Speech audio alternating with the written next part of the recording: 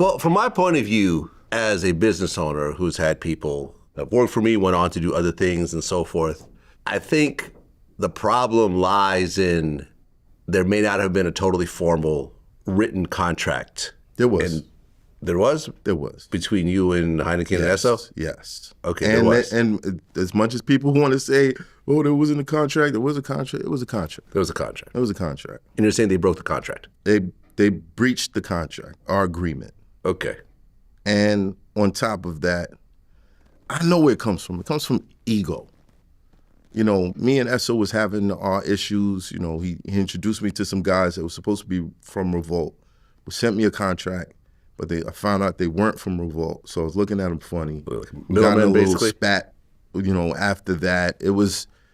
I felt like that was that was his stab at me, but it was such bad timing. It was like, all right, do I try to forgive this or overlook it and potentially have to deal with this for the next 3 years if we get locked into a contract? Like, do I do that? If there was already strike one, there's a strike two, am I sitting back like why do it now? It doesn't make sense. It's like we're all about to get a deal as a group. Mm-hmm. And you announce, yo, my solo album, I'm working on my solo.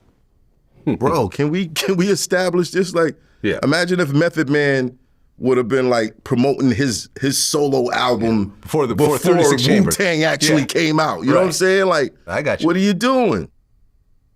Made no sense. Well, regardless of what happened along the way, the one thing that you could say is that out of the Math Hoffa podcast, 2 other people now have a self-sufficient project that's part of your family tree, regardless of whether you guys are getting along or not. Right. You know, and that says a lot. Right. You know, for me, I always have a lot of pride where, you know, I know that there's certain people where I gave them their first interview, like a Terrence Gangster Williams, a Mob James, you know, like Tony Yayo is now, you know, buzzing in his own way. Like not that I gave him his first interview, but I'm the one that put him back. You know, people like Star, you know, and other names that people know about. Right.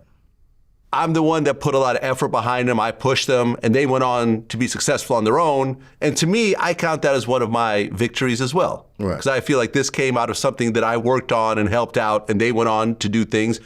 And they're not in business with me. I don't get residuals or anything else like that, but it still makes me feel good that I help propel certain people's careers. And I think you should feel good about Hynaken and Esso having a career these days, regardless of some of the bad blood, you know, from before. I think they would take that as a slight. Really? Well, it doesn't matter how they take it. Because it was a show that existed before they came on to my show. It's just, okay, it was under the radar.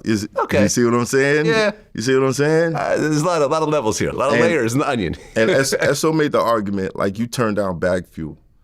And I broke this down on my platform, but just to be clear for everybody that's watching, when I said I would fund their show, I wanted this show to be an actual show. I wanted it to have a target audience. I wanted it to be, you know, whether it was geared around Hynaken being a creep and having females on or whatever, you know what I'm saying? Mm-hmm. Like, I wanted it to be a show because, you could, you know, 2 friends could sit down and start a podcast and talk about random stuff, but you kind of get lost in the target, you know what I mean? And that's what I felt about Bag Fuel. I felt like it was 2 friends just sitting down talking, but there was no target audience. You know, with My Expert Opinion, we targeted hip hop. You know, we had battle rappers on, we had hip hop legends. Like, we became a name in that space, in that genre. Now, starting to do, like, you know, interviews with different types of people, Robert F. Kennedy, Kenan Thompson. You know, that's we still fall under the hip hop podcast. Yeah. You know what I mean?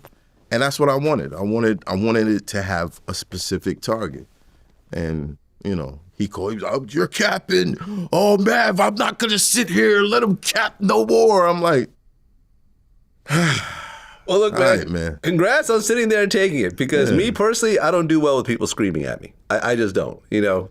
I didn't feel like he was screaming at me because his eyes was all around the room. Well, I was like, who is he talking to?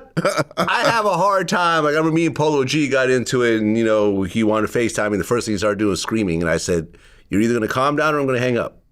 Right. I'm going to tell you that one more time. You're going to calm down or I'm going to hang up. Rah, rah, rah, hang up.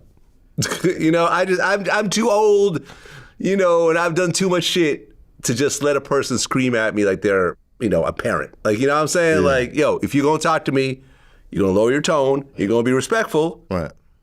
or I'm going to leave, or if there's someone with me, they might handle the situation, you know, in terms of security or whatever else. But I'm not going to sit there and try to out-scream you or whatever else, Right. you know, or go that direction. So congratulations on your overall maturity, sitting there, smiling while this is happening. I Thank applaud you. Matt Hoffa gets a congratulations. That's right. For keeping his composure. That's right. I'm proud of you. Because that's always Thank been my you. criticism of you. You Right. know what I'm saying? In terms of our friendship and our relationship, if you know, going back years and years, whenever you do something crazy, you like I get a didn't phone have call to. from me and I'd be like, what are you doing? Like, yo, like, you're better than this. Like, this is only going to hurt you in the long run. So, yeah. Appreciate it.